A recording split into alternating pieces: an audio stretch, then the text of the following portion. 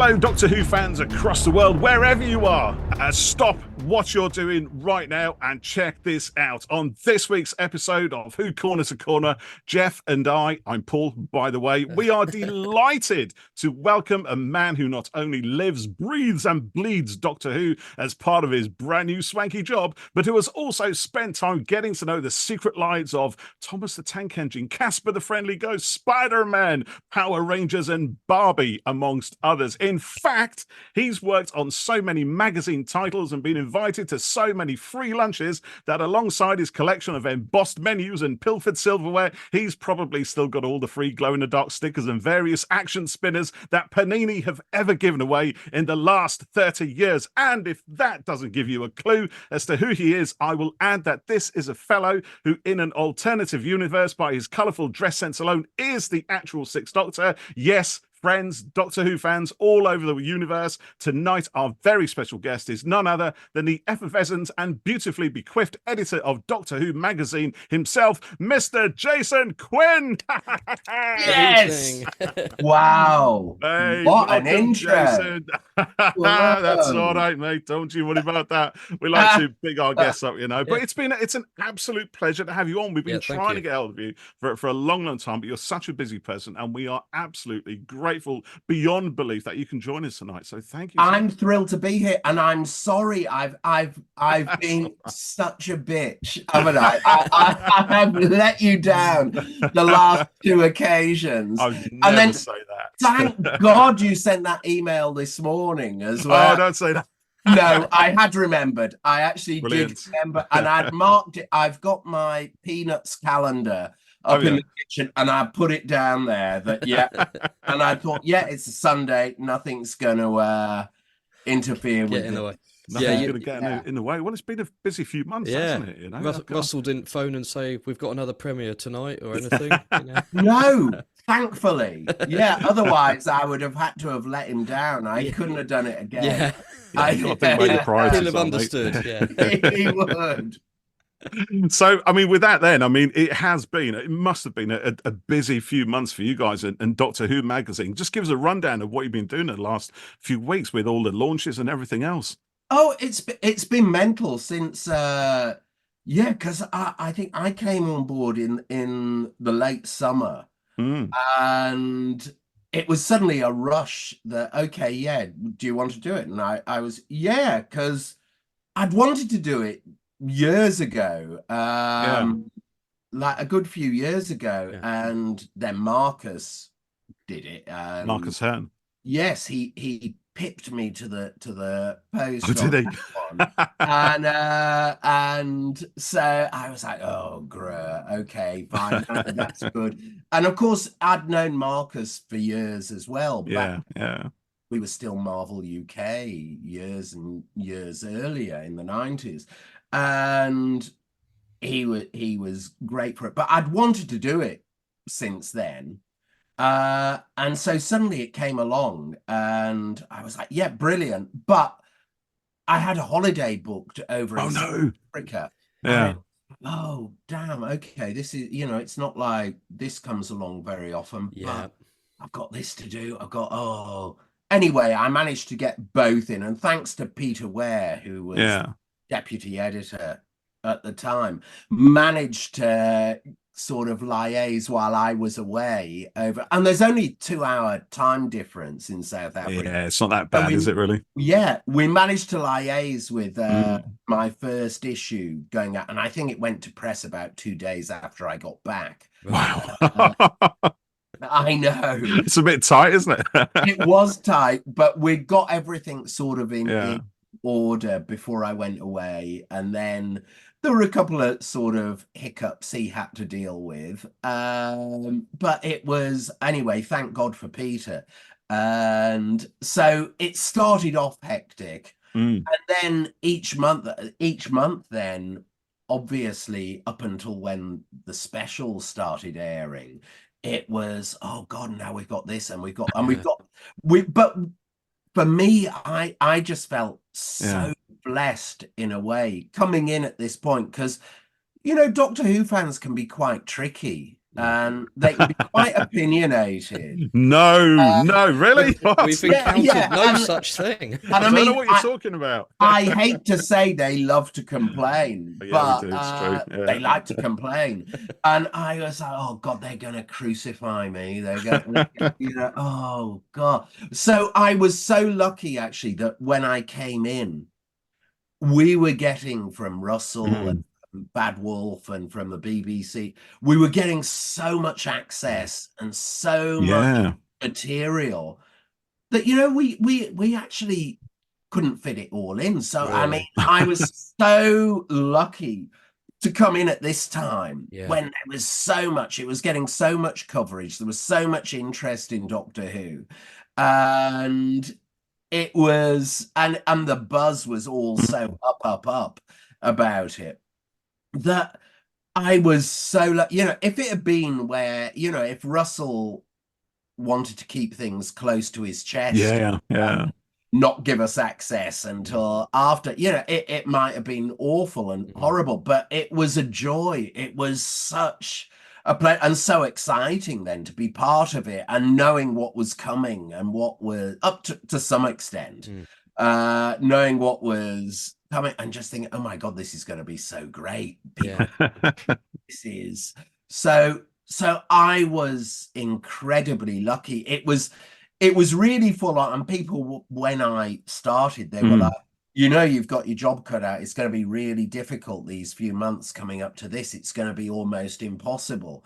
And it wasn't almost impossible. In fact, it was kind of long hours and full on, but it was a real pleasure. It was such a joy and such a dream job, and you keep saying to yourself, you know, the amount of people that would kill to be doing what I'm doing, and that it would be so churlish to complain and moan and say, oh, I'm so tired.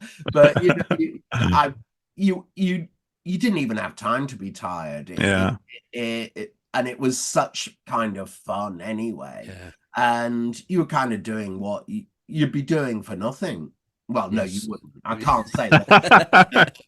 But it was certainly such a great pleasure working on it in those months coming up to when the specials aired, and then Christmas, of course. So it's been really, really full on, but so exciting as well. And I don't think since 2005, I don't think there's been that buzz about the show. Since the original reboot. When it came back. I don't think, I mean, maybe 1996 or maybe you know, there were sort of moments, but this time it's been so full on. And I mean, you see Ncuti Gatwa, he's everywhere. Talk about man of the year. It's like, you know, it's you just think, oh God, I hope our cover looks different enough from every magazine that's out there that he's on, because he's just everywhere. Talk about Big Brother's watching you. This is Ncuti is watching you. But so it's been such fun. Say we're very pleased you were able to make it work out to take the job, and you know, I don't know if you've had anything like that in work in the past. I've had it occasionally at work where you've already got something lined up, whether you know it's like family holiday or something, then a really big and exciting job comes in, you think, oh, you know, what do I do? And it's like three buses coming in all at once, isn't it? You know? It is. It is. And I was, oh God, do I do this? You know, do I do the holiday? I kind of thought, well, I've got to do the holiday. I really, really want it. And you know what? I'll feel so great when I when I come back. Unfortunately, I wasn't that energized when I came back. I got tick fever. I was bitten by a tick out in the bush in South Africa. I spent about 2 weeks being so ill. So it was, but still managed to deal with it. But it fought through it. Oh my goodness. I suppose, we've kind of been lucky, haven't we? We've been spoiled for Doctor Who in a way, because really we've had two regenerations like I in a know. very short space of time. So we've had like, and the 14th Doctor, the Yeah. specials, this whole 60th anniversary thing, and now we're going into, we just had the Christmas special, and now we've got a whole new Doctor sort of coming in. It's insane, isn't it? it's totally It's so insane. good. And also, Madness. I mean, with the 14th Doctor, I mean, with Mm. David Tennant and Catherine Tate, and I mean, what a joy for them to be back. Yeah. And then the big, obviously the Mm. bi-generation was such fun and kind of, Yeah. and controversial and everything. But Something to I talk kind of about, isn't it? loved it. I loved that it Mm. was, and that we didn't get another heartbreakingly farewell Yeah. to David. Mm.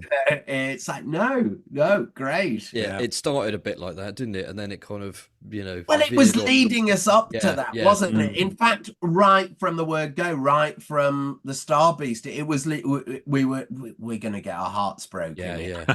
We're going to be In some way or another. Yeah. But then, it was so perfect that it wasn't like that. And hey, for once we all get a happy ending. Yes. Yeah. I mean, David Tennant, as the 10th Doctor, said at the end, doesn't he? I don't want to go. And obviously, it's the 14th Doctor. He doesn't have to go. He's around forever now. He can stay. That's it. And it was so good that we don't get that. It really did turn it on its head and did take people by surprise. And I love Russell's thing of like, as soon as he hears people saying you can't do that, he feels, why not? You've got to bloody do it. Yeah. You've got I don't care what you think. Yeah.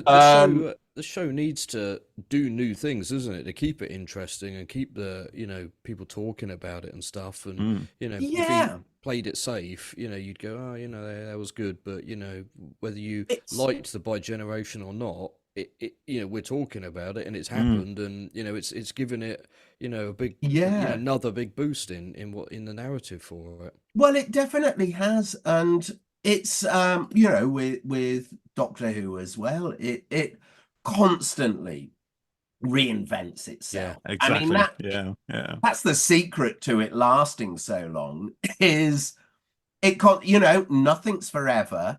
Although Doctor Who kind of is. Could be, yeah. It's sort of it, but all those periods of things, and everyone has had sort of phases of the show that they've not liked, or I remember back when Patrick Troughton turned into John Pertwee, and I was distraught.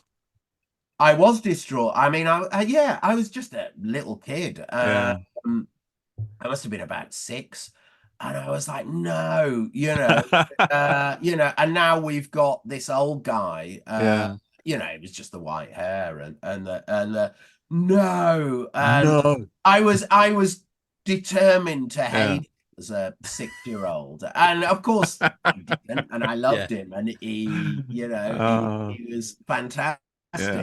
But it's always had that effect, and those feelings don't stay the same, and they do change. And even if I can't think of a Doctor that I haven't liked. I think there's certain stories I've not enjoyed particularly, but and even then, quite often, if you go back to them, actually, that's not as bad as I thought it was.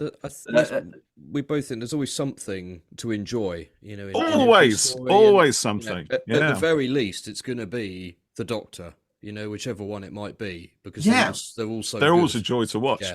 Yeah, they are, and and it is so inspiring, and so and the Doctor is always there for you, for whoever you are, and you kind of just know that there's someone out there rooting for you, and that's going to look after you, and that's going to and then any phases of the show that people don't like, well, things go round, things change, and that era that you're not keen on is going to change soon enough.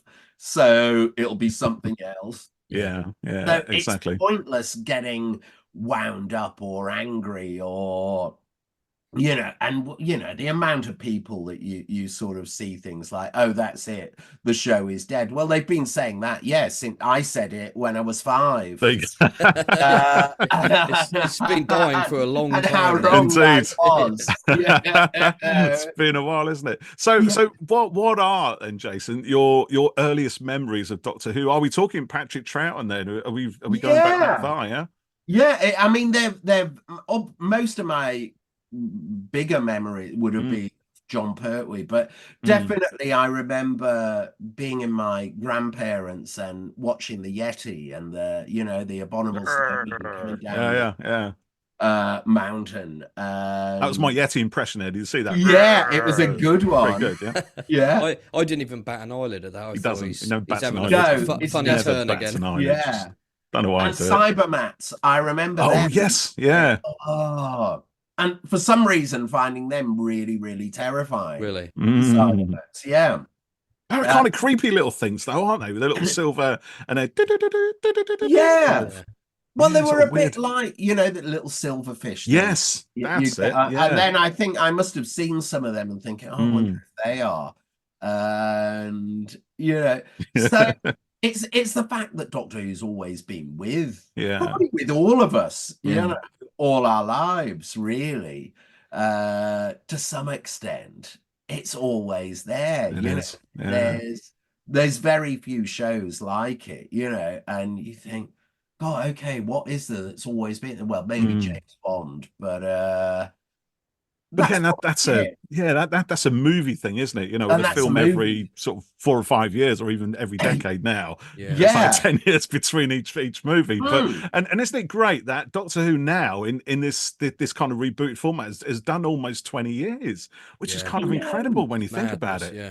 It is. It's almost insane. 20 years. Yeah, we just.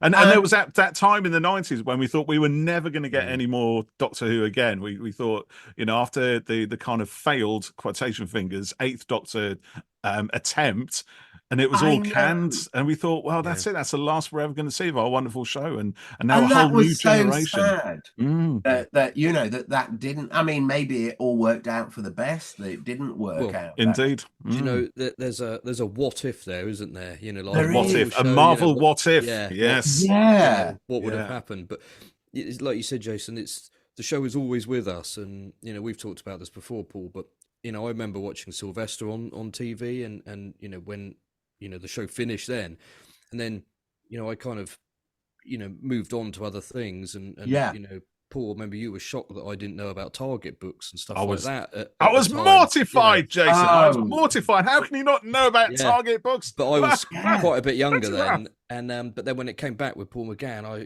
remember going and buying the VHS of it, and it stuck in my head enough. So that's back. Let's have another look at that. And see what it's like. And then when that didn't carry on. Oh, okay, well that's done. But then when it came back again with Chris, Eccleston, there was enough memory of it all to get back into it. And I remember I watched the first 3 episodes of that series, and then I had work, and it kind of didn't carry on with it. But then I bought that. Do you remember that massive TARDIS box that they did? I do, yes. Which eats up like most of my shelf. And I bought that, and I watched it all in a weekend, and I was like, it's great. It was so good. And so it was such a great season series that when it came back, and it was there's not 1 week episode. No, not at all. I love it. Yeah.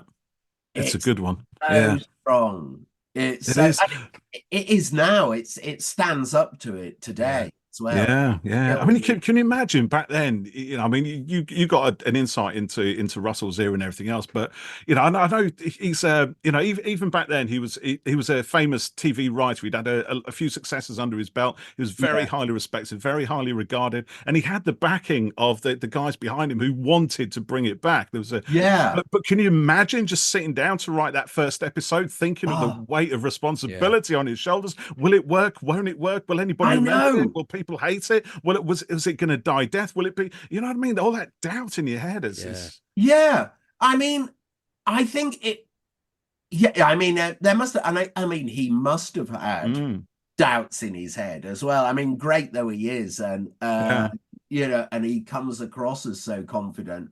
You wouldn't be human if you weren't. Oh, what if I screw up here? Yeah. Exactly. Yeah. Or even what if we do all this work and nobody watches? You know, after 5 episodes. I mean, the thing is, I do think with Doctor, it's such a part of the culture. And it was even then, and during the 90s, like it did get a big audience for that TV movie. And I remember how exciting it was when it did come back. Yeah. And also so gutting that it wasn't taken up. But I do think they kind of, you know, I think with that, and again, I enjoyed it. And yeah. You know, I did enjoy it, but it was more not the show than the show is now. Yeah. Or it did feel very different, didn't it? I mean, there was something about it that was it must have been the transatlantic Doctor Who, but sort of American sort of influence. Whereas I do think I mean, we sort of say Doctor Who is so British, but I'm not sure if it is really. Yeah, me neither. You don't? No, good. It's no, not just me. I actually talk about this like in one of the editorials I've done recently. That I don't think it is. It is, but it isn't. It's almost like watching a Korean drama or you know, so a K-drama or because it's got all the emotion in it and all that, which you know, and it's got the humor and it's got the horror and it's got it mixes stuff up, which British TV doesn't do that often. British TV tends to be very much, or has been, I think, on a very linear kind of level. So if you've got a gritty drama, then everyone's going to be a bit northern. They're all going to oh no, Sophie, no, I'm telling no, oh no, what are you doing? And there's not going to be a hint of joy or humor or anything, very dour, because they're going to think anyone from the north of Watford has no sense of humor. And you know, and it's all going to be dour and as miserable as. And it's probably going to be raining as well. You know, for the added drama, let's put some rainfall in there. Oh, definitely at night. And they think if you've got murdering, you can't be having a laugh. But you can, because people do. Yeah, they do. Yeah. And it's a way of getting through all the crap. It is a laugh. I mean, who hasn't had a giggle at a funeral? Who hasn't had, you know, you just do. And you know, you find humor in the most awful things and because it gets you through it. And that's what's beautiful about Korean dramas or other things. They're actually really funny. And they're not afraid to show, you know, mix the emotion and the schmaltz and everything. But also with humor and then with horror and with fear. And I think Doctor Who does that incredibly well. It mixes unashamed emotional sort of you know, sentimentality. It does. I mean, even in the old series, I think something like Pyramids of Mars, it does, right? which has a sort of creepy menace to it, right? Has that whole gothic Hammer House horror feel, which kind of gets you, and that, and it's in some ways seems very British because it comes from that sort of tradition of the Hammer House thing. But what's kind of counterpointing that is Tom Baker just punching holes through all of it. You know, he's alternately grumpy. He makes bad jokes, inappropriate jokes that nevertheless still make you laugh at the same time. You know, when he shoves Marcus Scarman's body to one side and makes a quip about it, and Sarah's horrified. You know what I mean? But that's the beauty of it. And it has done it since then and throughout. And it actually is genius because it's so much. And I mean, I know it's ridiculous that we talk about things being realistic and when we're talking about things with aliens but it's reality. There's kind of truth to it. Is that what you mean? React. And because if we weren't interested in the characters in it and believed in them and cared about them, none of the aliens or spaceships blowing up. It doesn't mean anything, you know. No, it doesn't. It would just be dull. That would just be a bit of set dressing. And it really, that is what makes it such a great show, I think. And Definitely the writing and the mix of it, and the mix of sort of genres, and yes, it's not afraid melting pot humor in, and so many other things are, especially in British TV, I say more than European TV or world TV, where they do mix it up a bit more. In fact, when I was rewatching all of these over the summer, all the sort of Russell's ones, and I did ask him, I said, are you a fan of K-dramas? Because there's so much of this, it's sort of, you know, the kind of emotional sort of stuff. And he admitted he hadn't actually seen any apart from Squid Game, which doesn't but you know, and so I was like, well, you've got to give a treat. Actually, there's so many great ones out there. So when that influence really comes through in you know, the series after next, you will thank, spot it. Well, it made me think then that maybe, you know what, maybe it's the other way around. Maybe the writers of all these have been watching him and watching Doctor Who all these years, and so the influence is the other way around. Yes, the other way around. But you're right though. There is, you know, I can't think of any other show that can bend this much the way Doctor Who can. You know, every very episode, flexible, somewhere new, something new. You know, it can do almost anything. It can.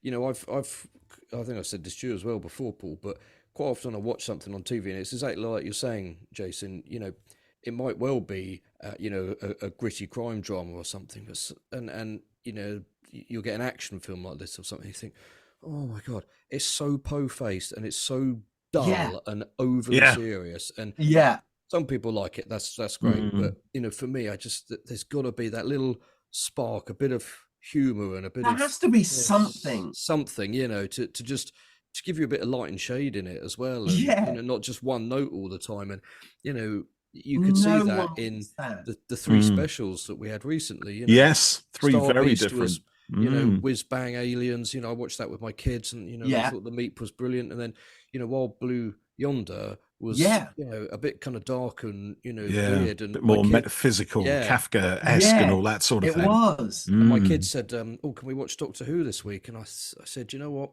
I don't think so this week." You know, they're 5 and 9. I mean, my 9-year-old might have been okay, but you know, it was quite big in its concepts, and it was quite dark. It was, you know, a bit scary and stuff. And then the giggle was, you know, like bonkers fun. After that. So, it was bonkers fun, but also terrifying as well. If you think some of those things come right out of, which another thing Doctor Who does so well is it captures your childhood fears or childhood imagination so well. Like even say Wild Blue Yonder, just that thing about the arms are too big, are too big. Yeah, that we said on the podcast, that was very much almost like a David Lynch thing, isn't it? It's the sort of thing you would on a script. It was so all it would need would be some good eerie piano music. Yeah. Julie, singing it. And it was so David Lynch. It was. And then with the giggle, I mean, those puppets and the... Oh my goodness, they were scary. Oh my God, they so were. And then with Paul, what's his name? The guy then who was suddenly turned into a puppet. But, I mean, that was kind of freaky. It was more, I mean, it was real sort of nightmare territory. And then the whole sequence in there was like an anxiety. It was, I think the scariest thing of the whole thing, the giggle, the thing that freaked me out the most was the Spice Girls in it. I mean, that just terrified me. Wow, Always found them scary. I had to go running example. from the room. I went screaming away to the back room. I can't do it. What other shows can do something like that? You know, you know, Neil Patrick Harris, he was so good in it. He was good, wasn't he? Wasn't incredible. Good? Blasting around like that with the Spice Girls playing, turning people into, you know, rose petals and balloons. Or genius casting. Genius casting, really, wasn't it? I mean, it so was, but also it's those 3 episodes. Well, I mean, let's add the Christmas special as well. Yes, 4 episodes we can be more different in tone, in Well, in everything, they were all so different. It could have been 4 different shows. Yeah. 4 different, you know, really, that's how different they were. Yeah. And it's good for the future, isn't it? You know, to show us in four stories how Doctor Who can sort of play loose and free and still spin a brilliant story.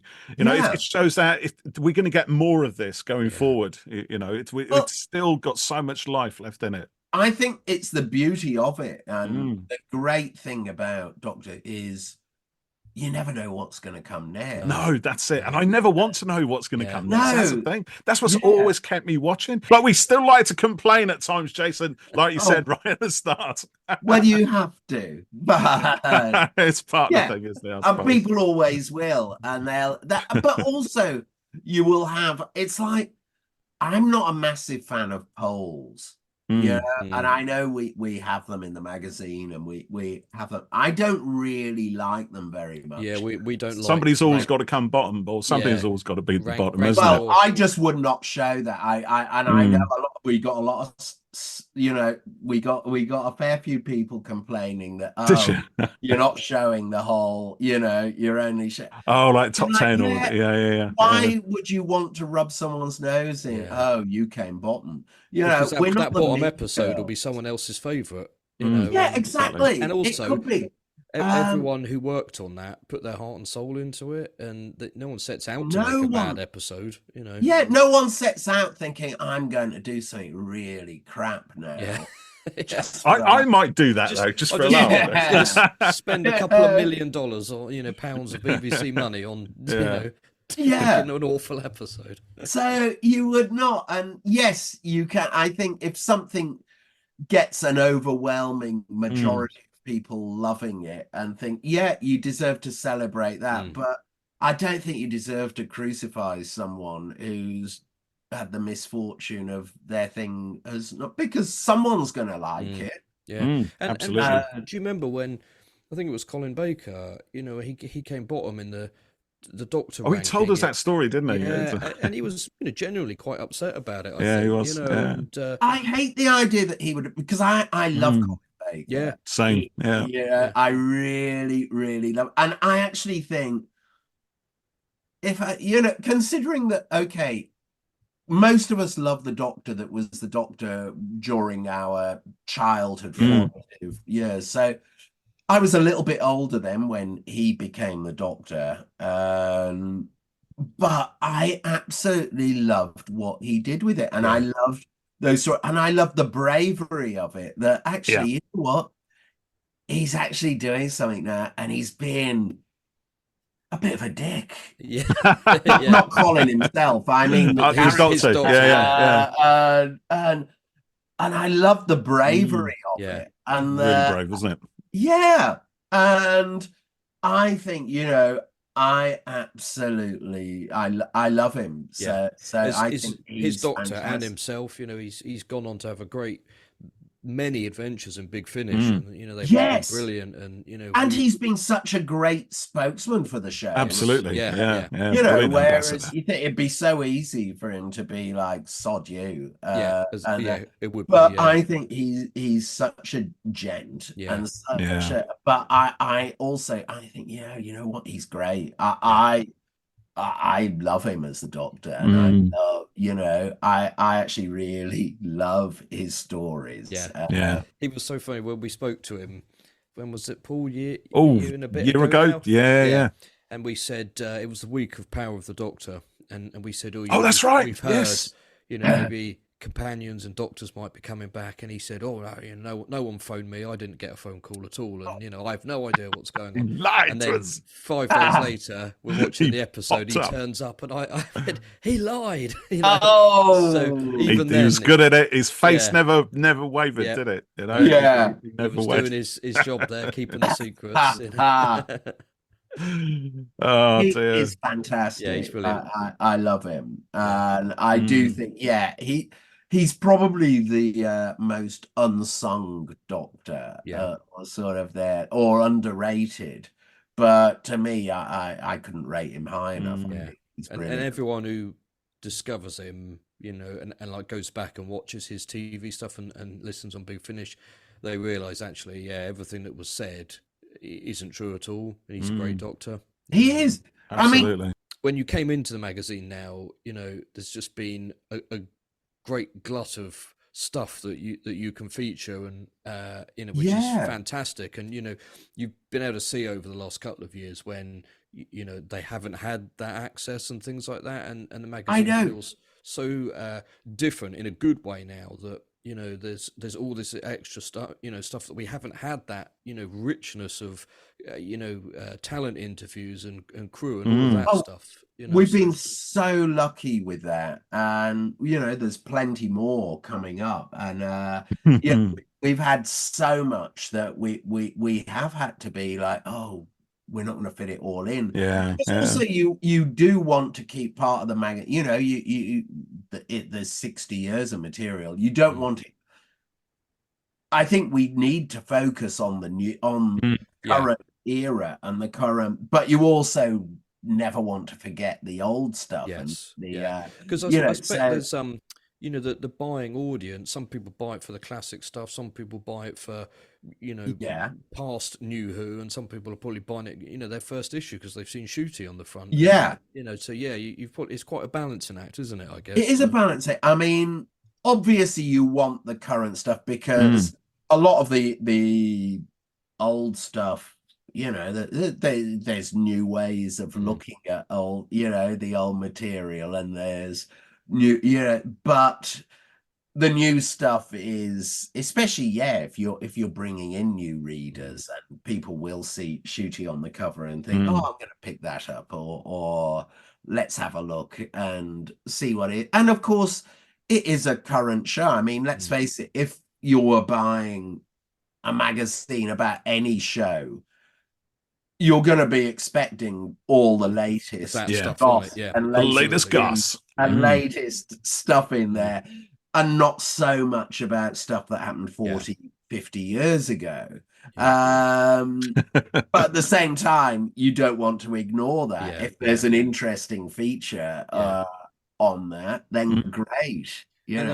I'll just say that I think I used to buy a lot of film magazines and stuff, and and as with the advance of the internet, and you get all of the info online, and the magazines became less and less kind of interest. Like, I've seen all these pictures, I've read all of this, but genuinely, DWM is always offering stuff that we're not getting online. That's why I've subscribed. And that must be so hard to do, especially with so many lights shining on the show and everybody wanting a piece of Ncuti and everything else. Well, we again, that's why I can't say how lucky we've been in that Russell is a fan of the magazine.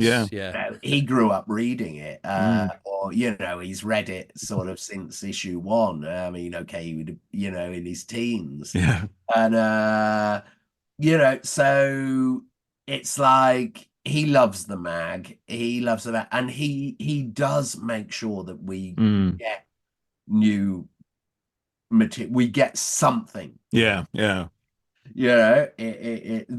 going to be something there for us. That's great. In each one. So he's been a fantastic champion of the mag, and so we're so lucky with that.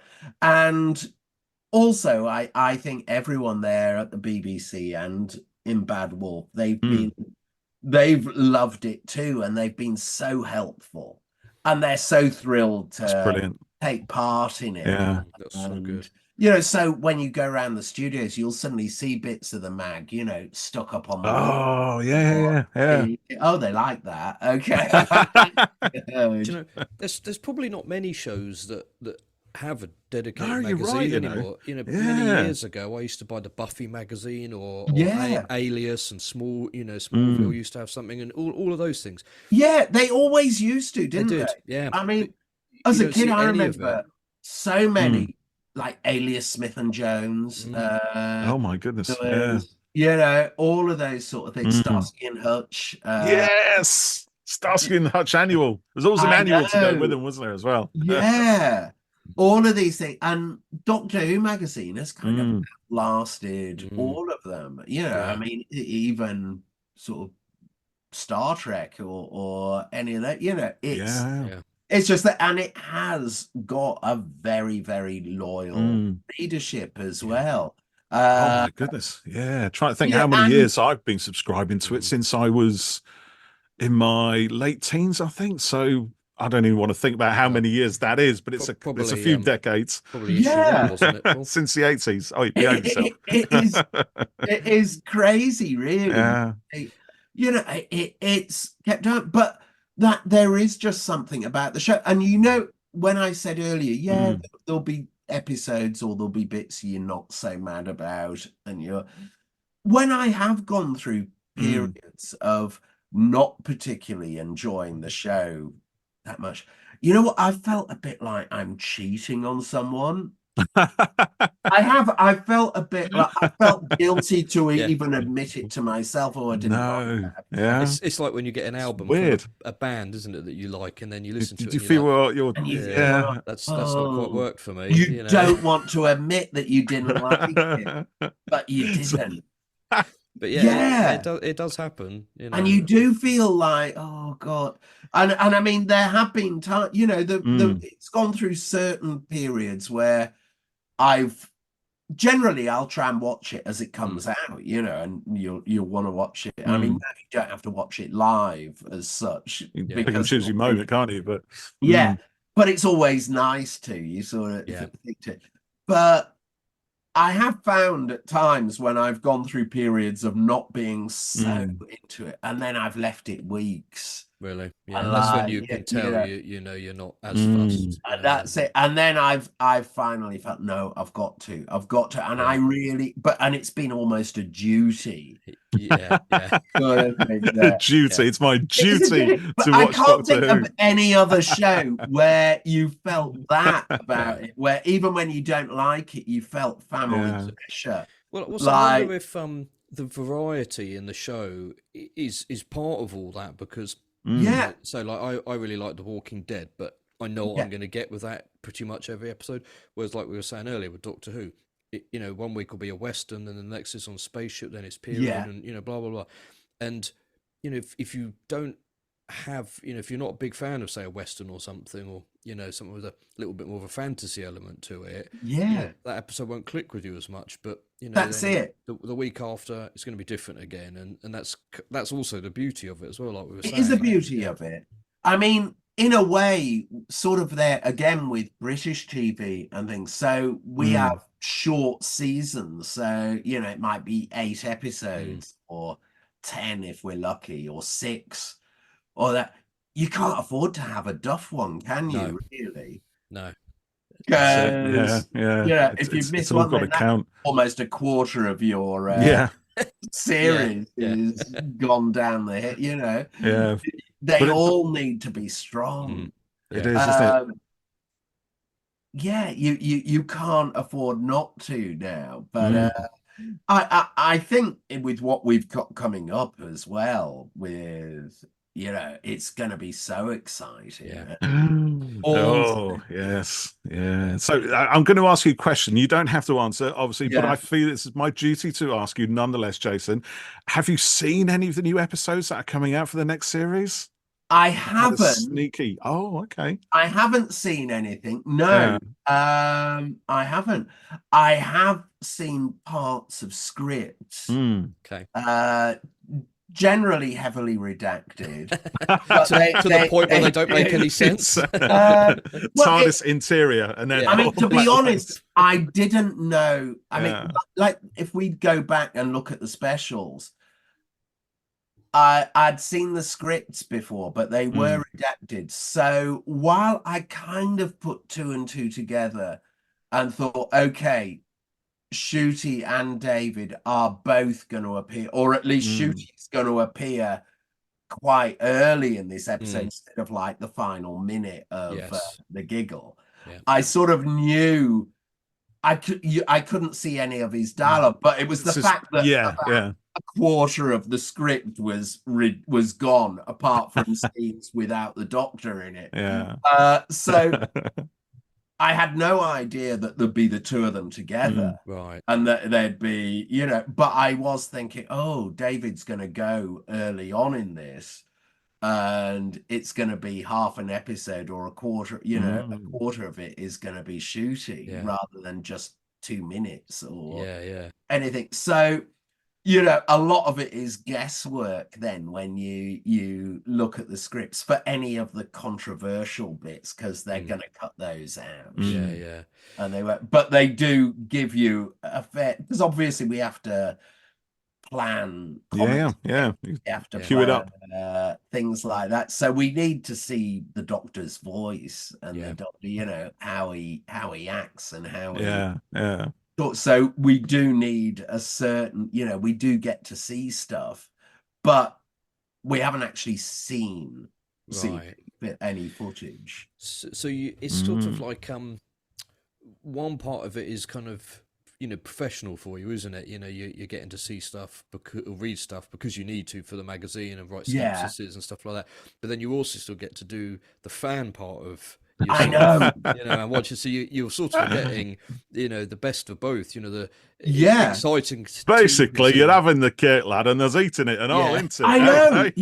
I mean, I've never seen any point in just looking at a cake. Quite right.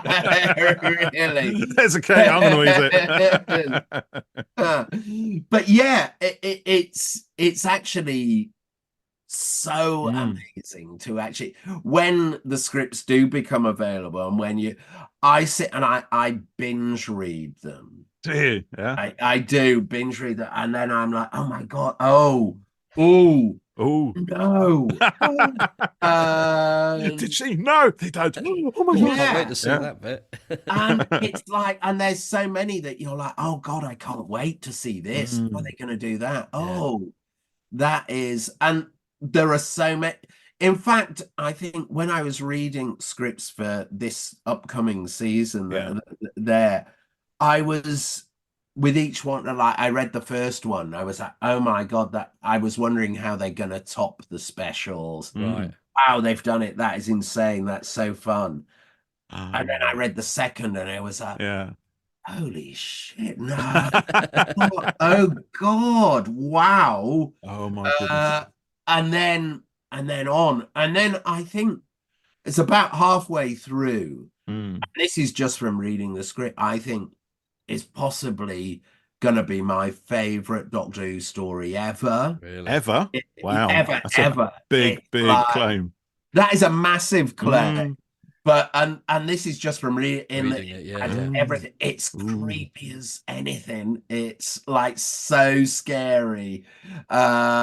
So atmospheric, also funny and mental, and it's just wow, and it kind of resonates, and it's one of those with things that go back to childhood, sort of. Oh, interesting. Imagine and images that you would have had as a kid, and sort of think there, and it's like it's one in particular that I just think, wow, that's going to be my favorite ever. We like the creepy ones, don't we, Jeff? Yeah, I do. I'm quite a big fan of a scary Who, so it's right up my street. I love a good scary one. There's more scaries on audio than there is on TV, actually, I think. You think? Yeah. So a sort of an out-and-out scary thing on the show would be really good. Yes. Yeah, well, this one is it's such a great atmosphere, such a great and I can't tell you anything about apart from that you've got the scariest episode of Doctor Who ever coming up. Well, that's something to look forward to, is it? Can we call that Who Corner to Corner exclusive? I think we can. We'll milk it. We will milk that one, definitely. So, Jason, can you tell us anything else about what there will be to come from DWM over the next year or so? Oh God! What are your plans? Yeah, well, we do. I mean, obviously the big plan now, because our next one we're hitting 600. Of course, yeah. What did you say in the magazine? We've got big plans for 600 coming up. Secret anniversary souvenirs. Secret anniversary souvenirs. That got me excited. Yeah, I mean they were basically they were secret because we didn't have them at the point. You weren't quite sure what they were.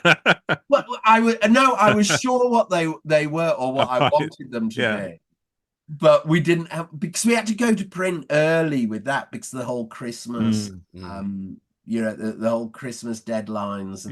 And we lost a week on our schedule.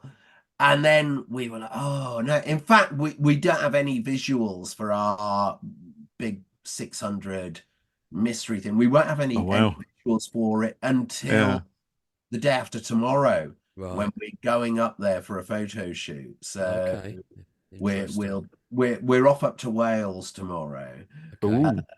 Yes. So we've got our big mystery stuff is all being filmed, photographed on Tuesday. I love that. It should be fun. It should be fun. I love that. The magazine's got gifts with it. At the moment, like the Star Beast reprint, and and posters and things. And, all the posters. I always look at them and I think, oh, they're so good. But I wish they came unfolded. So they were perfectly smooth. Well, that's what. Don't you iron them, Jeff? What's the matter with you? I know what you mean, and actually, I have been thinking of that with sort of for the future. Maybe not. I mean, also we've all got limited wall space. We that's it. That's my poster area right there. And that's a DWM poster from about 6 years ago, I think, with all the target covers on it. I think maybe if we go the smaller ones that you could frame, the A5, card ones, and rather than great big massive billboards, might be a bit more useful. I like that idea. Because you're right, it's limited wall space. I mean, I can't have anything at home, but at my office, I've got 4 walls that are mine to do what I want with. But when you get a great poster, it's nice to have it perfectly smooth, Yeah, well, I really liked with the recent one, because I loved our Star Beast cover that we had. I think when we were messing with that, I thought, oh God, that would make. So I've got that up on the wall as well. I think that would be such a great. That's just such a great bit of art. Yeah. It is, isn't it? Yeah. Let's. So I do think having smaller ones rather than the great big could be our way forward. Okay. I think because there's so much great imagery with Doctor Who. Yeah, do the photos alone, like the new cover. It's such beautiful. Shot, it's gorgeous. Look at that. Who did that one? Was that James Pardon doing that? Yeah. It's such a lovely image, isn't it? Yeah. It's such a great one. And I mean, actually, shooting them, I mean, they look so fab. You just literally just point a camera at them and they look great. I know that they do. And no, you're right. I'm definitely looking forward to more shooting. I mean, the church on Ruby Road was just fantastic. I mean, actually, at the end of the giggle, I thought, oh my goodness, it was such a joy. Do you know what I mean? It was. I don't know why, but I do find myself getting a little bit worried sometimes. When there's a new Doctor announced, and particularly it's not somebody because I haven't seen Sex Education. I had no idea of anything that Ncuti was in until his name was announced, and I kind of went back and watched a few things, and I'm like, yeah, well, he's good. He's got something there. But how will that make? How will he do Doctor Who? You just don't. Well, and he's just from the off. As soon as he started speaking, that was it. As soon as it smiled, and you know what I mean, it was just that smile. Yeah. Also, it was like before, because I mean, even I was thinking before. I said, "Oh my God, talk about big shoes to fill." They've bought Dave, like the most popular, whether he's your favorite or not, or definitely the most popular Doctor of the modern era. and then he's supposed to step into those shoes, and that makes it really, really difficult. Well, he stepped into those pants, really, didn't he? Well, he did. Yeah, he really wore did the underwear, step into didn't he? those pants, and did it so well. That was quite fun as well. Yeah. Yeah, I mean, it's that sort of thing that undercuts all the, all the fan seriousness and all the kind of the chats that go on online. Oh, I did like the biogen, I didn't like the biogen. It's messing with the canon. It's messing with this, and all that sort of thing. At the end of the day, right? Ncuti Gatwa is wearing the pants. I know. David Tennant is in the buff. Basically, that's it. Just undercuts that kind of, and it reminds you that this is a show that can have a laugh with itself. You know what I mean? And it really does. You can't take so much stuff in Doctor Who seriously. I really believe that, and I know there's a lot of people out there who look for continuity, and because maybe that's the way we're conditioned to think about things these days. But with a 60-year-old show, the continuity is, well, there isn't any really. It's all over the place. There was no, so don't go looking for it. Just enjoy it. Exactly. There was no show Bible, particularly, like some shows have. So I think, like I said earlier, you've got to kind of push it and bend it a little bit to keep it moving, keep it fresh. Of course you do. And I mean, I spoke with Dan Slott fairly recently. And He'd done. He did the Once Upon a Time Lord, didn't he? Which was so good. We were going to chat with him actually. Then he had to go to New York Comic Con. So rude. Yeah, that's a bit rude, wasn't it? Dan. And now he's too busy. Oh no. We'll get him on at some point. Yeah. But yeah, sorry, you were saying, obviously because he's done Spidey. And, and Silver Surfer and all of those things, and and continuity with Marvel, of course, as well. These are long-running characters, all of these. But like he said, you should never let it get in the way of a good story. And you just can't. Yeah, no, that's absolutely right. I was looking on it, the fact that if it ties into an earlier episode or something from 30-40 years ago and it fits perfectly, that's that's nice, but it's like a bonus. It shouldn't be the expectation. I don't think. I mean, what was beautiful, I think, when the show came back in 2005 or that, was you didn't need to have watched it before. No, that's right. Obviously I no have baggage. There was no baggage. There was no pompous Time Lords. There was no. I was never a massive fan of them. Right. And all of that sort of the pomp and so that it was never one of my favorite elements of the show. It was great that they were gone. It's Time Lords, and it's great that they come back and then they got thing, isn't it? It's great that they go. It's great when they come back. And you're right, because I remember watching Rose thinking, this is they've got everything right here that they kind of got wrong with the TV movie, which obviously went the other way. It tried to fill in the audience very, very quickly. The whole Time Lord history and the Master and the Doctor and the Daleks, and it's just like 13 lives and regeneration. It's like what is this? But Rose was completely the opposite, and yet when it got to Human Nature, and there was that Journal of Impossible Things. It was beautiful to see the faces of Sylvester McCoy and Paul McGann and all those things. It's like, they are acknowledging the history now. It was brilliant. But for that to mean something, it almost has to be taken away from you first. It's like you were saying, Jeff, about the light and the dark shades, the peaks and the troughs. If it's always thrown at you constantly, then it's a different kind of flavor, isn't it? I think so. Pull it away, push it back in, and and the thing is, people will, once they sort of take up the show, like I think we're going to get a whole load of new audience now. I think so. Because and so it's sort of new generations. Do you know a little story? On the day that Ncuti was announced, I was out with my family and we were doing shoe shopping and stuff, and I looked on my phone.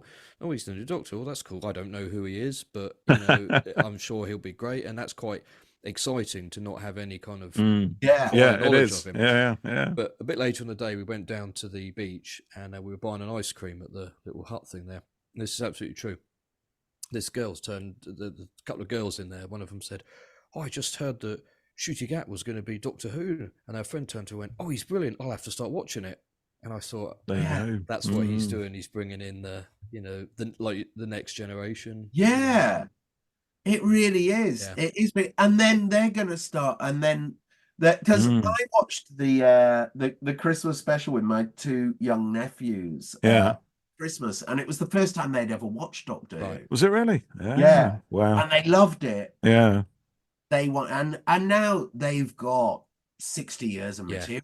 And it's accessible in a way that it never used to be. Yeah. Oh my god, everything on iPlayer. I mean, wow. You know I mean? They've got so much to go back over, and you can sort of make look, because I mean, what a feast. You think, okay, look, why not start with this, and then but that's it. Yeah, and it's nice now. You know, I mean, I look on Twitter and I see a load of fans who've been with the shows in recent years. So they're up on the modern show, but it's like, well, where do I jump in? And, you know, where do I watch it from the beginning? Do I have to go right back to the very first? No, just literally almost pick a story and go for it. I think that's the only way you can do it. But I love the idea of that you got kids who are thinking, I don't know what to do. So it gives us something something to do. Say, well, now, young fellow, what you need to do is this. Here comes the gatekeep. Exactly. I mean, I loved it with the Surprise Daleks as well. Then with the William Hartnell story. Oh yeah.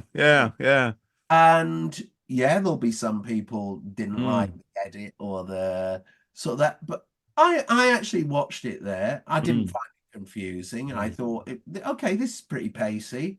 That definitely it was pacey, pacier than it was. It actually looks really cool. It did look beautiful. The colorization I thought was absolutely gorgeous. And you know, I think anything which is going to bring in new fans, if it's going to make something, I mean, to be honest, I'm of I'm of the old guard, I guess, because I think you can't. If you take something away from the Daleks, you're taking something away from it. You're not adding anything back in. So the more you remove, it's like the less of a thing that it is. But, you know, saying that, if it's going to help people come to the show and enjoy those old episodes, then I'm all for it. You know, it's great. As long as we still got the original one, so that old kids like me. The original's still there. The original's still there. And if we don't bring in that new audience, they'll get rid of those old things. There won't be a show. The show won't carry on if it's not got new people. You know, and those old, the old stories are great, and they've got so many such great imagery and such great moments. And we were just talking earlier, weren't we? We wanted to watch a classic episode and do a kind of review for our subscribers. Oh yes, indeed. Yes. Which one do we watch? And we were a bit back and forth about that, weren't we? So what did you decide on? Well, it's either the moon base or the invasion at the moment. So. Oh yeah, Cybermen. Yeah, I mean, I love the invasion. It is probably my favorite. Is it my favorite Trout story? I don't know. There's so many. That's the problem, isn't it? Every time I say that's my favorite, I think, but there's this, and then there's that, and then there's that. It's like, But it's like you're saying, it's. Which one would you go for, Jason? Sorry. Ooh. I think maybe Tomb of the Cybermen. I think. Would you? Yeah. That's a good one as well, actually, because it's got a good story behind it. It's got a really good story, and it doesn't drag. No, it doesn't. I don't think it does. Yeah, it doesn't drag. It's actually tight. Remarkably pacey, but for one of those stories there. So I think that as an old one, I'd go for that. Yeah, we could do that one. Now it's easy to watch. It is easy to watch. You don't want. I was just going to ask, how old are your two nephews? They were 7 and 9. Okay, right. Yeah. Because good age, isn't it? It's funny. My kids, the demons. If we're gonna go John Pertwee, I'd go for I do love the demons. I was going to suggest that, but then we got onto Troughton, didn't we? We could do that. I don't mind. I'm a friend. I don't even need an excuse to watch any Doctor Who. Just demons, tell me what you want. I would love to watch. Demons is a good one. Maybe we should do that. We should do the demons. Okay. I was going to say my kids know Jodie as the Doctor. And a while ago now, but we were looking on the shelf where all the DVDs on. One of the twins pulled one off, and she said, "Is this Doctor Who?" And it was David on the front. And I said, "Yeah." And she went, "Doctor Who's a woman." And I said, "Well, it can also be a man as well." What? Yeah. And you could tell she was really confused. Trying to get it. And then when we watched Star Beast, and I said, "This is Doctor Who," you could tell they were like, it's a boy now, and so I tried to explain it a little bit, and the girls were a bit puzzled by it, I think, which is quite funny, really. Oh wow! Did they not see her regenerate into him? No, they haven't watched it. My son's probably he's got the attention span for it. I think the girls are just they're nearly 6, so they probably could do it, but they've not quite disappointingly sort of want to watch it until we watch the Star Beast, and all 3 of them said the next week, "Can we watch Doctor Who?" And that's when I said, I think it's a little bit a bit scary for you with Wild Blue Yonder, but we did start watching a Jodie episode, Resolution, and they quite like that, actually. My son was disgusted but also interested, when you see the Dalek out of its its case. Yeah. What's that? Oh, that's horrible. So, which is also part of the fun. It is. Yeah, the disgusting squeamishness. Which again, it's cool. Going back to the Daleks, colorized or black and white version. That moment, those moments in Doctor Who when something so grotesque and memorable happens, like the inside of a Dalek, and all we see is that claw, isn't it, coming through? Yes, it's those, and the Resolution when we have the tentacles coming over her. Taking her over and stuff. What other show does that?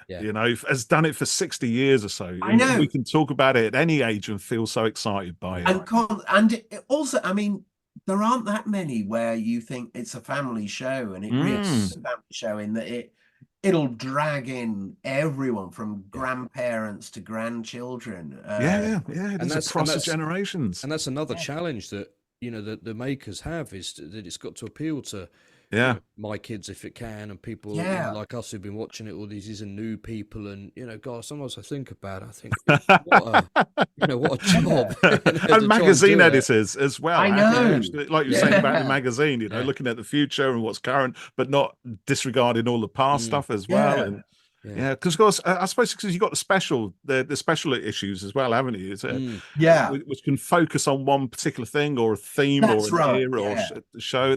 Presumably those are going to continue. They're carrying on. In fact, Marcus Hearn deals with the specials mainly. So yes, the specials are carrying on. We've got some great ones lined up. So got all of that, plus of course, the coverage of the current era as it happens. Wow. And tell us, sorry, go ahead. Yeah, no, go. I was to say, tell us what an average day is like. Day in the life. Is there such a thing? If there is such average? A thing. No, it is funny, really, that because I have to check and sort of say, who have I got meetings with? You sort of tend to have quite a few there. So you'll have your liaison there with the BBC, and they'll be, so where are we? And you'll run down where you are with each issue and what you need from them as well. And look, can you possibly get us in to talk to, say, the set designer? Or can we talk with we can do that, we'll manage that. Or can we get on for a set report? We need to be able to come and visit the set for this, and they'll set up dates for that. So a lot of it is liaising and trying to plan out our future dates. Then it's getting in touch with our design. How are we doing on this? Can you share the InDesigns for these layouts? I need to see them before I send it to the BBC so they can approve the copy. And so a lot of it is fixing up meetings for future future events, and then getting in touch with our different writers. So then you'll generally have quite a few pitches come in as well from people, and you like to try and stay on top of it because you get a lot. But then it gets to that sort of period of the month where you're like, oh God, I haven't got and again, Doctor Who writers and fans, if they can use 100 words rather than 10, they'll use them. So it's not going to be quick. Yeah. I haven't really got time for this because we've got to get this off to print by Wednesday. I'll get back to it later. By the time you do get back to it, there's another 20 things in there. And then sometimes, and I will admit, sometimes I will have meant, and I'll have briefly skim read someone's pitch for something. I thought, oh, that's a really good idea, but I'll give it the full thing that it deserves in a bit. And then I forget. Yeah. I You've got so many other things going on. I'll admit, I can, and I feel like such a prick at times that I think someone's put so much energy into this, and it's a really good idea, and I really like it, but I've put it off because I want to be able to give some good feedback instead of go ahead, or not for us right now, or for. And then I've ended up just doing nothing, and feel really guilty over it, and really bad. I think, oh God, but the primary stuff he's doing, isn't it? And things sort of pile up a little bit. Anyway, I'll assure everyone it's not through meanness of spirit. It's more generally being a forgetful idiot, and sorry, you just went right out of my head, and I forgot. And then sometimes someone will remind me, and they'll, I'll get an email, a gentle reminder, and okay. I mean, the worst one is, like you said, is work experience things, and pre-COVID and lockdown, we did used to work in the offices at Panini, and now it works a lot better doing it from home. Right. And we'll meet up once a month, and or more often occasionally, but generally it is because I have a load of meetings, and it's easier for me to do it from home rather than in a crowded office where I'm having to shout over other people.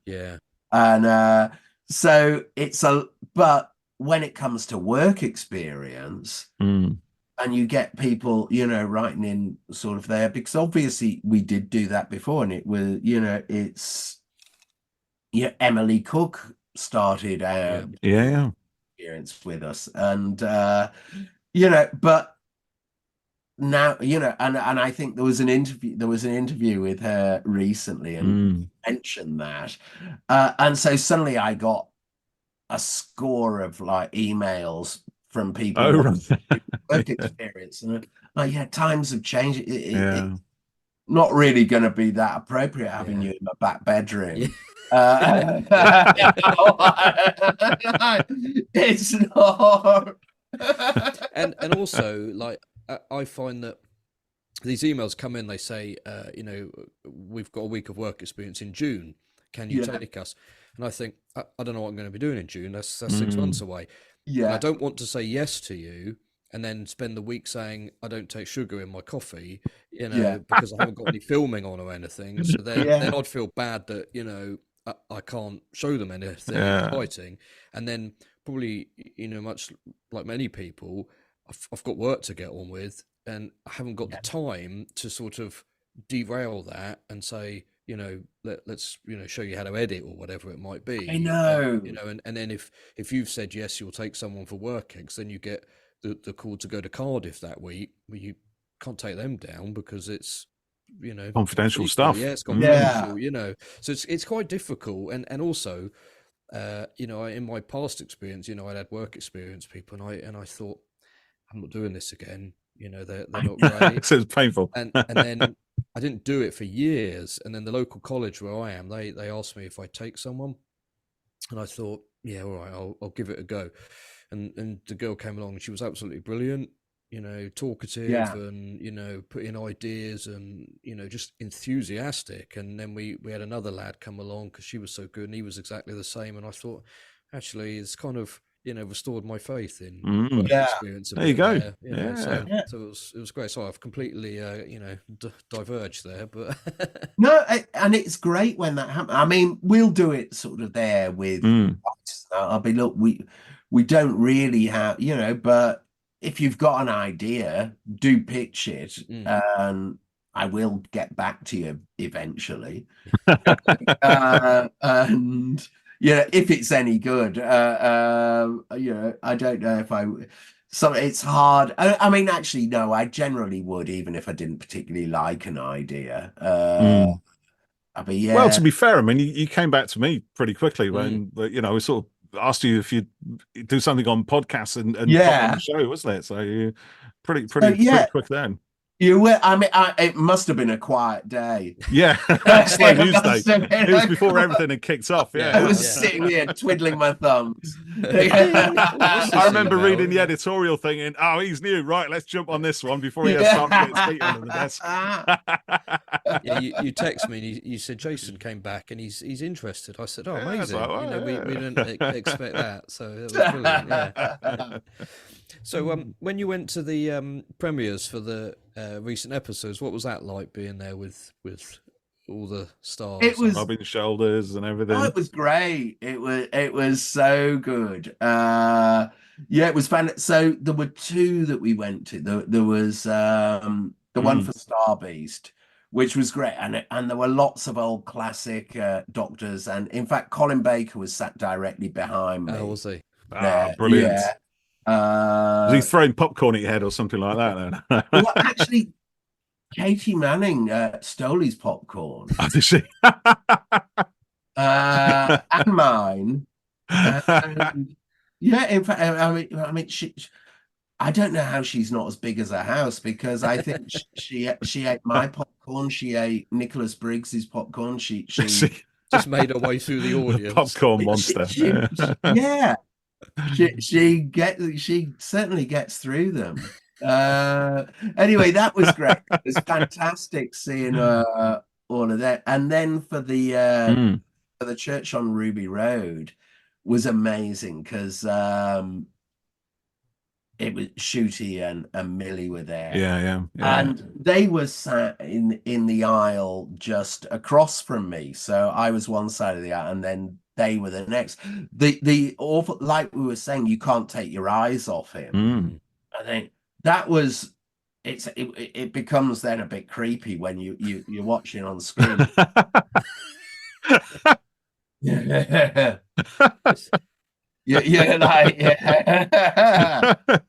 And look at those shoes.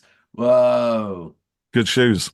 He had some great shoes. He had they turned on the London Eye before the screen, they did. They? Yeah. He looked quite sharp, I thought. Oh, definitely. Yeah. Although, Jason, I have to say, looking at some of your publicity stuff and some of your stuff online, you're not such a bad sartorial gent yourself. Oh, well. I saw your little I know, and here I am in this old thing. I should have dressed up. It's all right. I didn't dress up. I was going to put my gold jacket on, but I didn't know. He does actually have a gold jacket, which he used when we spoke to Sophie Aldred, and he did a mini quiz show intro. Really? Yeah. Only came out to play once. It was a good laugh. Yeah, it was funny. Yeah. Can't beat a gold jacket. No, absolutely. Stops people in their tracks. That's what I say. Yeah. Yes. So we've got a couple of questions from some of our online followers. So let's throw some of those in and see what you think. So we got one here from Sean the Mondasian Psychic at Who Pottervian, who's emailed us a few times with various things. So they ask, Jason, your bosses at Panini approach you about adapting a Doctor Who Adventures comic strip into a Doctor Who magazine comic strip starring the upcoming 15th Doctor Ruby. Which comic do you choose and why? So something from the Doctor Who Adventures comic strip. Was that the fortnightly into one? Yeah, it was, wasn't it? Yeah. God. You worked on that for a little while, didn't you? I did when Panini got it. Yeah. So yeah, Panini did. I was there at its demise. Right at the end. It went from being the best-selling comic ever to dying a death. Yeah. Once I touched it.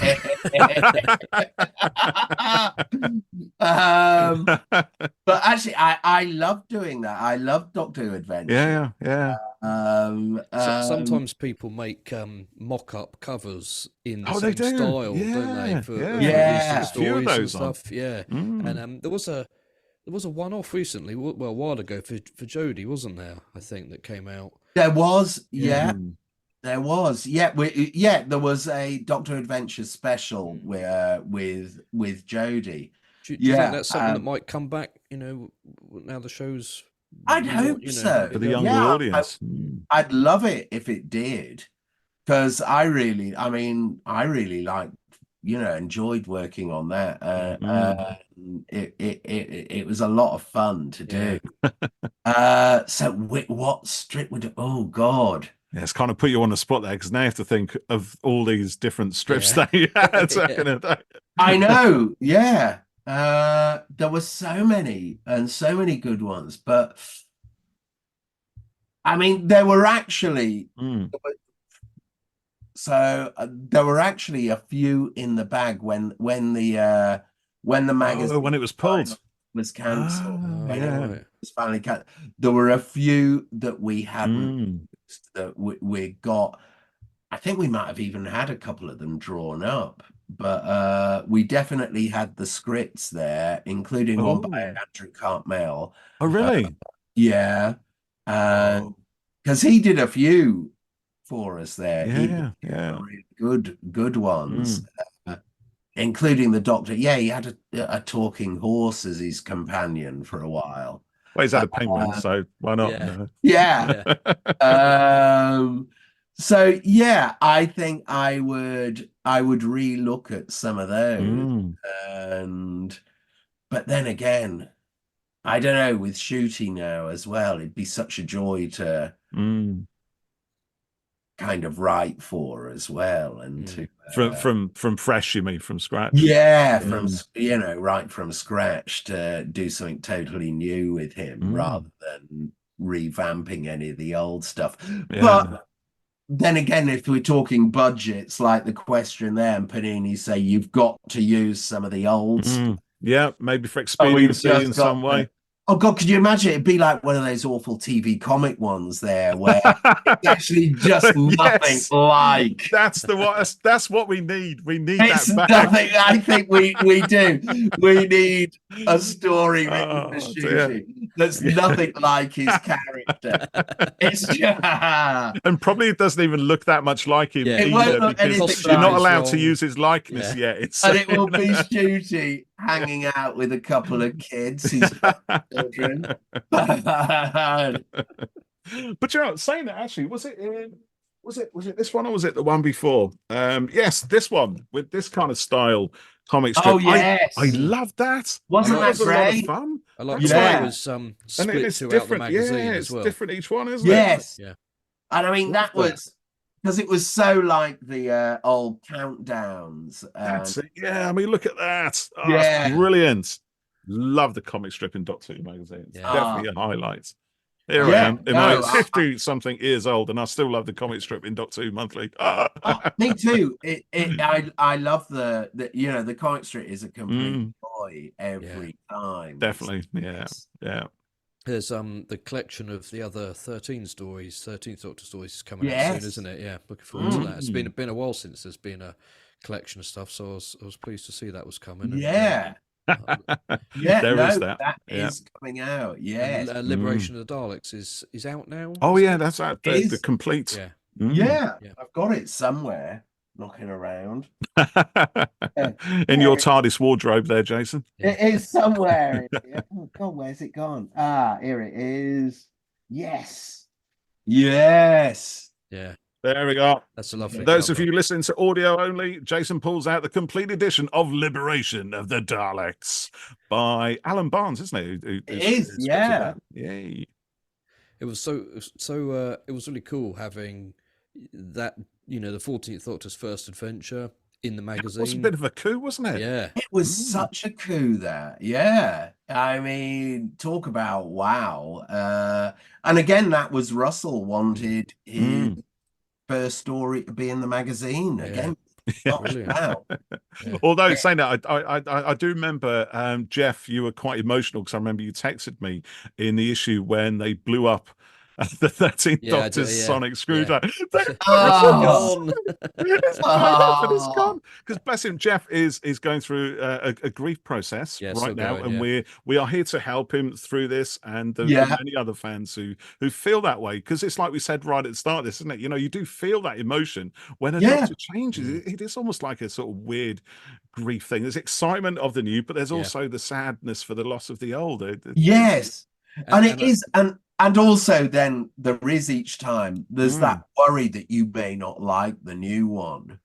Yeah, I think there is that worry, even though kind of in the back of your head that you know it's going to be good. Yeah, it's not going to happen, because the show has never kind of failed on the casting front and stuff. But and every time a Doctor regenerates, it's sad. But then, with the new one, it's exciting, and the future is here and all that. But still missing Jodie's Doctor, and got the future is very close now. But still kind of like, wish we'd had a bit longer. Yeah, But I'm sure I'm not alone feeling that. And no, I'm sure. Of course, you're not. No, she'll be back, I'm sure. Yeah, hopefully. Well, they all return at some point. They all returned, I felt the same after Peter Davison, the fifth Doctor left. I thought, he was just getting good. We need more Peter Davison. But but after Colin's first season, I was like, Peter who? And then of course he came back, So yes. It happens. It's part of why we watch Doctor Who, isn't it? So, without further ado, shall we play our little game for the next 10 minutes just to wrap this thing up with? Should we do this? You got time? You good for this, Jason? Yes, I am. I'm good. Fantastic. Brilliant. Right. Okay. Now, our little game. It is called The Grand Serpent's Asteroid. Theme music will play as I say this, so we'll do music for that. So I don't know. Let me explain the rules of the show to you. The rules of the game to you, Jason. So I don't know if you recall how familiar you are with the Doctor Who series, Doctor Who Flux series 13, where at the end of the Grand Serpent's shenanigans, as punishment for his unjust crimes against the universe and allying himself with Sontarans to do general ne'er-do-well stuff, he was imprisoned upon an asteroid floating lonely in the depths of space, which had only one door to the rest of the universe, which rather tragically the Doctor slammed in his face and said, "You're not coming back," and that's the end of it. So so basically what we're trying to do is recreate that by throwing you on a virtual version of said asteroid. However, we are not as cruel as the Doctor. No, sir. No, our morals are much more black and white than that. We will give you some stuff that you can take with you, and then we'll shut the door and you two float empty and lost along there. Okay. I'll provide you a power source as well for. You will do that. You can have these things. Paul said no, they can't have that. I said we must. Well, we'll see. We'll see what sort of mood I'm in tonight then, Jeff, won't we? Right.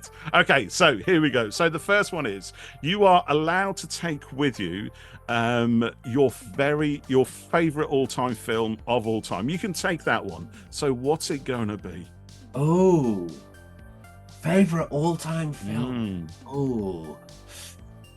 Now, that's not your top three, nor your top five, nor one of your top three or one of your top five, unless it is your top one. It has to be whatever film you think you can watch whilst pondering the empty, lonely cosmos of infinite space. I will allow some rule bending, such as we let Chris Chibnall have all three Back to the Future films, because you could class them as one long story.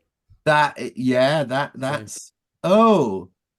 changes things out, doesn't it? Yeah, it does. I don't know why I do this. You could get the Godfather trilogy in there. You could do that. I don't know if I'd really want Yeah, that's quite. Maybe you want something fun when you're stuck on a little. I mean, I like a gangster movie. Yeah.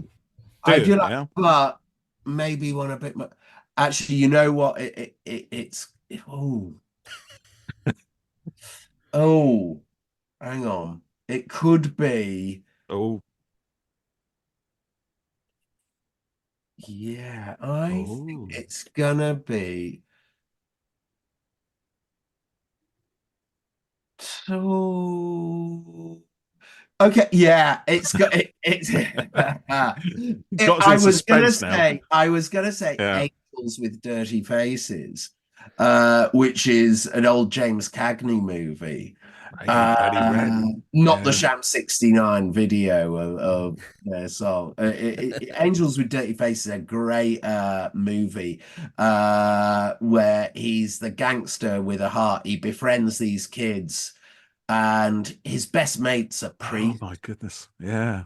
And in the end, he's sent to the chair, but his priest friend persuades him to go chicken to the chair so that the kids won't look up to him as a hero. They'll think he's Yeller. And James Cagney is always fantastic to watch. So it would either be that or him in Yankee Doodle Dandy, because he does some great tap dancing in it, and I love tap dancing. And did you not do some tap dancing in the street during COVID? Did I see that, or was that a fever dream? No, that's true. It was true, wasn't it? Tap dancing in the street. Yeah, during lockdown, I did a couple of street dancing moments. Sorry, I just had to. You just it made me think of that as you were saying. So we're putting the James Cagney film in there, are we? We're putting the James Cagney film. Okay, go on then, James. Is that the one where it says "You dirty rat," or is that a different film? No, that's, I don't think he actually does say it in that. I think that might be White Heat. Yeah, it's Casablanca. Everyone thinks that's from, isn't it? But no, we all know it's not Casablanca. Yeah, it's played again. Somebody doesn't actually say Public Enemy. Public Enemy. Oh, that could be it. Yeah, maybe that's it. But Angels with Dirty Faces, it's such a good one. Or Yankee Doodle Dandy, because it's got that song in it. One of those. I'm a Yankee Doodle Dandy. Would you really want to have that when you're lost on an asteroid for all eternity? Can you imagine that playing? I know. Could you imagine? Well, at least I know the words. Well, so you can sort of sing along to it. Yeah, they're up. They're up. With hearing coming Come in on, orbit, Yankee Doodle. They have bet the whole caboodle on you. Hurry up. Yankee takes the lead. And there is an extended version of that, dear listeners, on an uncut version of this episode. Right. Okay. So one of the James Cagney films, it could be a kind of a quantum thing. It's both those films until you open the tin to put it in, and then one of them is locked in place, but we don't know which one it could be either. So while the tin is locked, it's both. You've got both. So, there's the thing, isn't it? Because then, do you actually play it or do you not play it? Do you leave it in quantum subposition or do you not? I don't know. Anyway, enough of that nonsense. So, you are also allowed to take with you a complete series of comics. So, what might that be? So, this could be a massive, string tied bundle as long as it's one continuous series. And it could be, 4-issue miniseries or something. Or it could just be 4 issues. The entire Amazing Spider-Man run from issue 1 to 600. Yeah. It's just one long series. See, we're being good to you here, I think, Jason, to be honest. We're giving you some stuff here. We might not give you a lamp to read it. You might wait until your asteroid orbits a nearby star or something, but nonetheless, it's, when that happens, you have something to read. I think it's got to be the Tintin collection. Oh, brilliant! Yes. It's got to be. There's so many great characters. Throughout and again, there's always something ridiculous to look at, and some, like some of my favorites in Tintin. Some of those minor characters like Jolyon Wag, my goodness, the salesman, or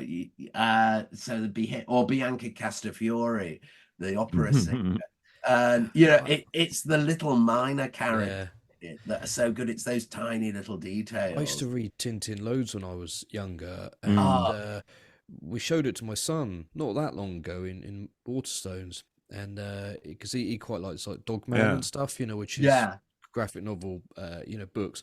And we said, I think you'd enjoy this. And I must pick him up some. I think you'd really like it. The artwork on it is so lovely, but they're just you know, that kind of classic adventure type stuff. Yeah, they're just great. Yeah, they are, and they build as you get to, and you recognize all the different characters throughout as it goes along. So if you get the complete set, it's perfect. So yeah. Oh, that would keep you going, wouldn't it? I used to read Asterix the Gaul. I had more than Tintin, I think, but I sort of quite like those. Yeah, interesting. Yeah, Asterix is great. I just think Tintin just slightly got the edge.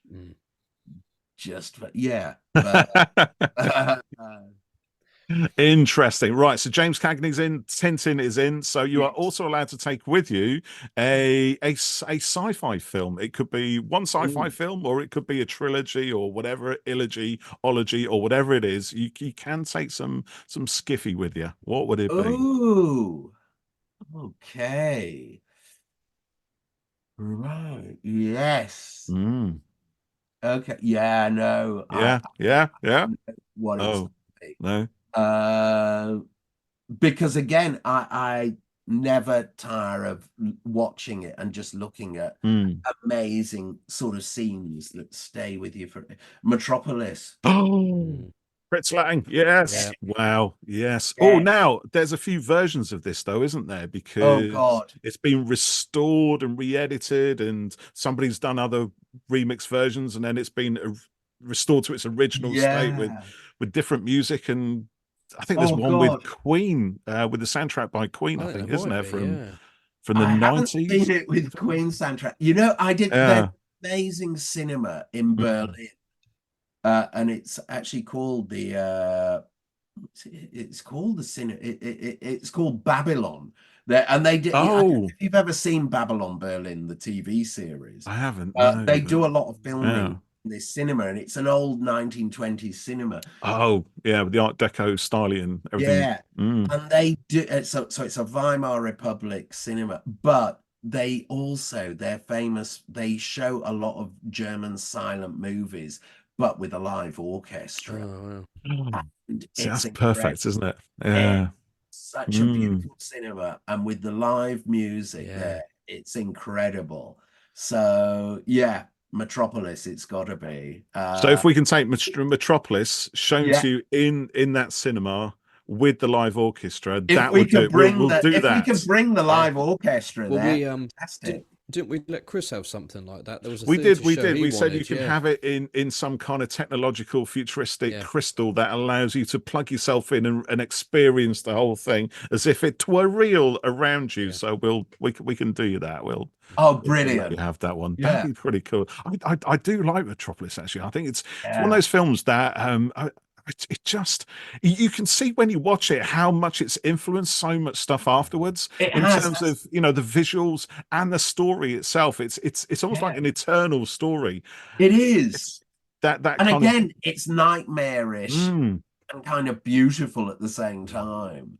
Yeah. I haven't seen that for a long time, but I watched it for ages myself, to be honest. But now I'm getting quite excited about it now. Yeah. So, I know, so we might have to jump on your asteroid and watch it just once. With the live orchestra. Indeed. Yeah, that'd be pretty cool. Okay, so to counter that, then, so that's a sci-fi film. We'll let you have a fantasy film as well. Fantasy can be whatever you decide it's going to be. So you know, we got a good movie selection for you to watch. Oh, well, okay. Fantasy. Oh, there's only really one choice for that. It's got to be Princess Bride. Oh, interesting. Yeah. Yes. Jeff smiles. He likes that one, don't you? Yeah. It's got everything. I mean, rodents of unusual size. Again, great sword fights. Yeah. Six-fingered men. Who doesn't want that?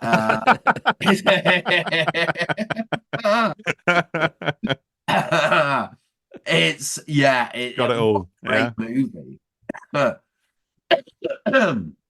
It's such that one there you could watch again and again, and you never get tired of it. When was the last time you watched it? You've watched it a few times, presumably. I have watched it loads of times. I meant to watch it this Christmas and just haven't got round to it yet, but I might do it now. Yeah. Yeah. Inspires you. Yeah. So do you have like a Christmas film that you always have to watch every year? Would it be that one? It's got to be It's a Wonderful Life. Yeah, that always.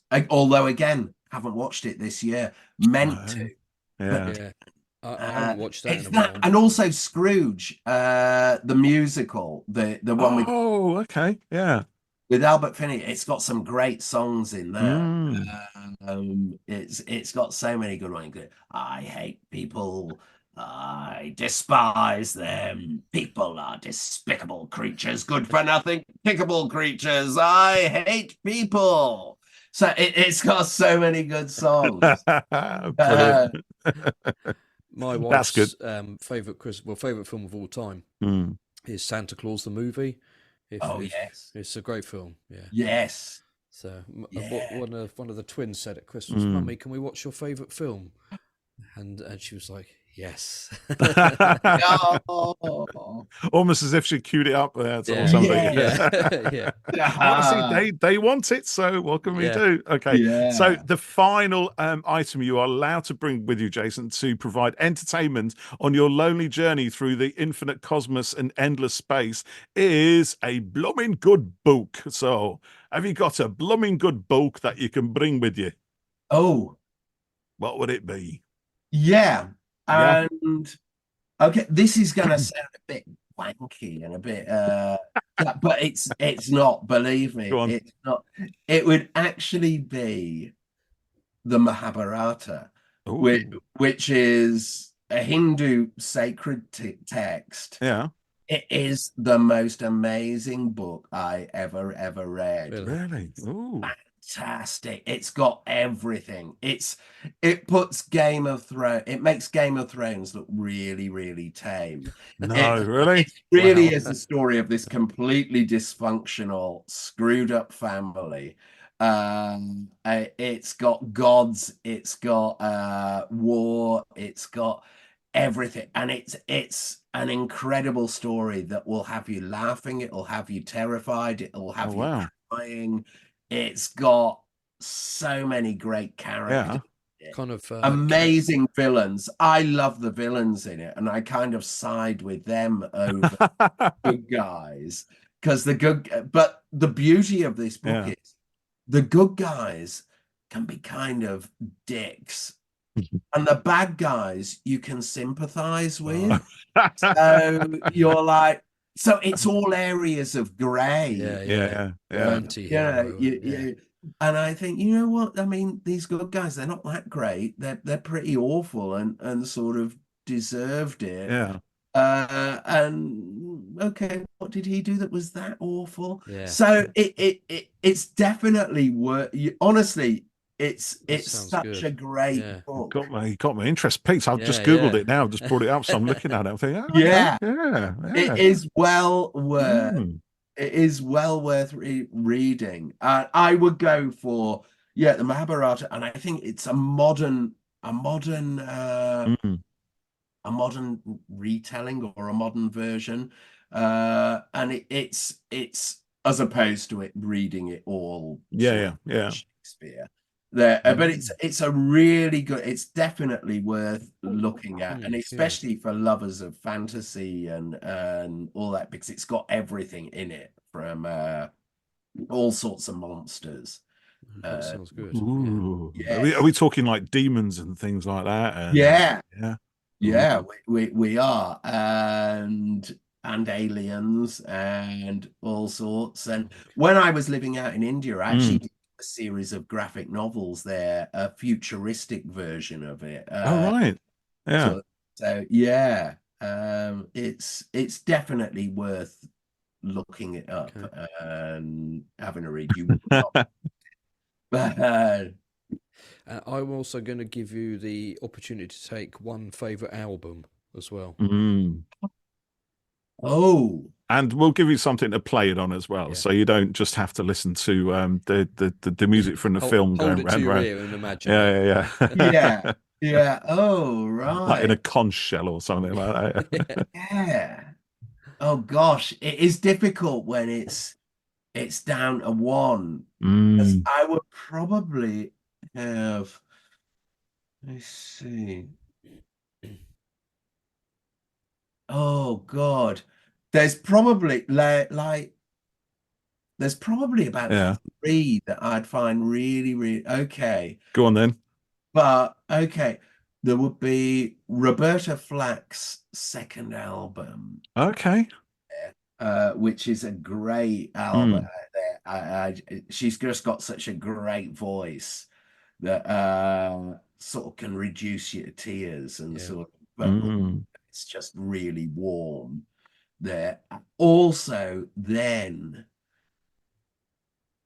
Frank Sinatra's Oh. songs for swinging lovers. Okay. But I'm a Mm. swinger, but Mm. it's such a great with Nelson Riddle's orchestra. Yeah, I think It's we've got it somewhere. Mm. it's such a great album. It's like an early concept album, Mm. and it's such a great. It's so smooth and Yeah, so it is. oh, Yeah. yeah. Just an aside on that one, I remember years and years ago when I used to work for other people, I was on a business trip and I was in Oban, and I remember this so specifically. I was in Oban on the west coast of Scotland. I was in a hotel on my own for the night, and I had that on my headphones, and I was just listening to it, and there was just it was just a moment, and it was dark, the wind, the rain was just sweeping right in. It was Yeah, cold as you like, and I'm in the hotel. I turn the lights off. I'm just looking through the window. I'm having a little smoke as well, like I used to do back in the day, yeah, and I'm just listening to Frank Sinatra. And it was just one of the when everything clicks, and it's like this isn't so bad. This yes, is great. This is a good moment. I'm just going to enjoy this now. I've had a crappy day getting here, but you know what? Right now, none of this matters. I just love being where I am right now, just doing this, listening to this music. So and it was that album. It's yeah. It's such a great warm it is. Mm. album, and it's one that you could sink back. You could go Roman, sink back in the bath, open your veins, Yeah. and bleed out to it. If your honor had been called into question, what a way to go! Not that I'm recommending it. No, That of choice. course not. No, we wouldn't No. condone that at all. But no, that's a good one. So we got a good selection of Mix of stuff stuff to there, keep you yeah. entertained there, Jason. We got some James Yeah. Cagney. We got Mahabharata. Is Yes. Mahabharata? There we go. And Yeah. we got the Princess Bride. My Yeah. goodness, and we got Frank Sinatra to sort of sing us I out, and a know. whole Yeah, and bunch of Metropolis as Tintin well. comics. And Yeah. Metropolis. Yes. Perfect. Yeah. Yes. Bring it Yeah. Perfect. on. In Yeah. their proper German expressionist cinema surrounding as it Yes. properly should be. That's Ah, fantastic. fantastic. Brilliant. There you go. So that Doom doesn't sound so bad now, does it? The only No. downside, of course, is that somebody else has to edit DWMs. So Yeah. That's it. that's open. We'll Yes. give it a go. We'll give it a go. Yeah. We'll give it a go. That can't be that difficult, can it? We're joking, of course, Jason. Excuse me. Just have to say, listen, thank you and the team at DWM for bringing us this every month. I'm probably going to sound like a right awful sycophant now, but you know what? I love the magazine, always have done, Yeah. and it's so important, I think, to so many Doctor Who fans just to have that thank little you. connection to the program. I think you and the guys, everyone who's ever worked on it, does a cracking job, and I'm sure there won't be a single person listening to this podcast who will disagree with me. Do you think, Jeff? No, there'll be no one who disagrees. Yeah, everyone, loves the magazine. It's great. Yeah. You've managed to unify all of them.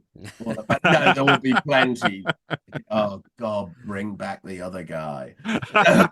It's like you're like the Doctor, though, aren't you? DW Doctor Who magazine editors are like the Doctor. They keep regenerating into a new face every now and then. Yeah, that's it. There's so many that have thought, oh, it's not been the same since John Freeman left. Oh my goodness. I'm a Gary Galat supporter, Yeah. mate. Gary Galat, no Gary Russell, no Alan Barnes, and so on and so on. Well, Brilliant. We hope you'll stick on it for a good long while yet. Yeah, Well, please thank do. you. Yeah. Thanks. Well, thanks for joining us tonight. It's been great chatting, and it's been a pleasure. Looking forward to the 600th issue celebrations next month. Yes. And little surprises in store. So. Yeah, wait for those mystery surprises. Yeah.